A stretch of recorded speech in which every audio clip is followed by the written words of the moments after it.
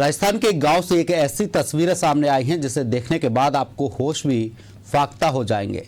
आज तक आपने लोगों को नाव से नदी पार करते हुए देखा होगा, लेकिन अगर हम आपको खाट से नदी पार करते हुए बेबस ग्रामीण दिखाएं तो देखिए हमारी खास रिपोर्ट।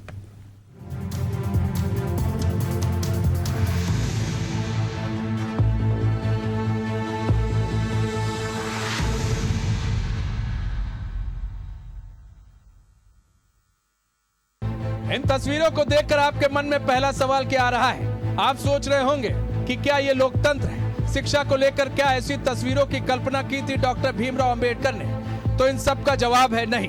देश को आजाद हुए 78 साल हो गए, लेकिन आज भी देश में ऐसे गांव हैं जो गुलामी की जंजीर में बंधे हैं, और ये जंजीर है खोखले सिस्टम और दलगत राजनीति की। समस्या ये नदी से सबसे ज्यादा परेशानी है। यहाँ पर ये नदी में बच्चे खड़ने निकलते हैं इधर उधर से, उनके लिए परेशानी, कभी हादसा भी हो जाता है। बच्चे कहाँ जाते हैं निकल कर? तसीमो जाते हैं पढ़ने के लिए स्कूल में। और कितने बच्चे जाते होंगे? बच्चे करीब यहाँ से आरी गांव से भी जाते हैं, इस इनपुराओं से भी जाते हैं। करीब बच्चे 100-200 बच्चे जाते हैं यहाँ से। क्या समस्या रहती है फिर उनको? समस्या उनको यही है कि उनको निकालना पड़ता है। कभी अकेले निकलते हैं, डर रहता है उनका डूबने का। उसका एक बच्चा डूब भी गया है इसमें पहले। परेशानी तो सबसे ज्यादा परेशानी है इसमें। तो इसमें पुलिया बनवाई जाए या खजू करवाया जाए। राशन पानी के लिए परेशान, राशन पानी लेने के लिए नहीं जाना पड़ता है यहाँ से ही। और भारी तकलीफ बीमारी हो जाए तो निकलना पड़ता है। उधर से जाते हैं 10-12 किलोमीटर पड़ता है इधर उधर। परेशानी तो बहुत है साहब। आपके जहन में आ रहा होगा आखिर ये तस्वीर है कहाँ?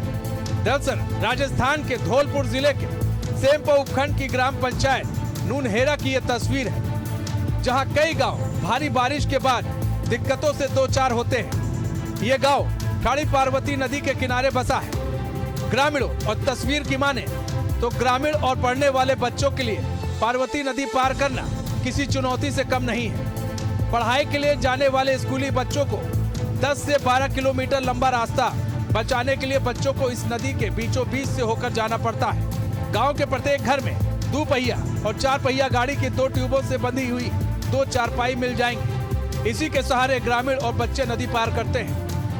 नदी के एक तरफ पेड़ से और दूसरी तरफ विद्युत पोल से चारपाई बंधी रहती है, और इसी के सहारे जान जोखिम में डाल के ये लोग नदी पार करते हैं। हमको परेशानी ये नहीं कर रुकाया है। हमारे पास तो लड़के हमारे पढ़ने लिखने जाते हैं, तो ये बहुत परेशान है। ये कटोला से निकलते हैं। ये जो पानी भरा हुआ है ये कब से भराव हो रहा है यहाँ पे?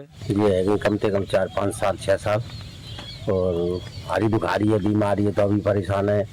और आवागमन में आया तसीमों से ही है, वो भी हमारा संबंध वहीं से 7 किलोमीटर का अंतर है, उससे घूम के जाना पड़ता है। तो ऐसे में आप इसी से निकलते हो? ये ट्यूब और चार से निकलते हैं साहब। कोई हादसा भी है जाएगा इससे।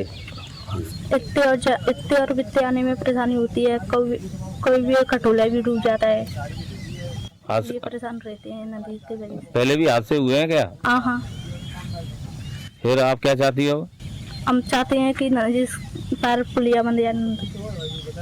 कुल मिलाकर सवाल यह है कि नदी पार करते समय कोई हादसा हो जाए तो इसका जिम्मेदार कौन होगा, और कब तक सोए हुए सिस्टम का खामियाजा ग्रामीणों को भुगतना पड़ेगा?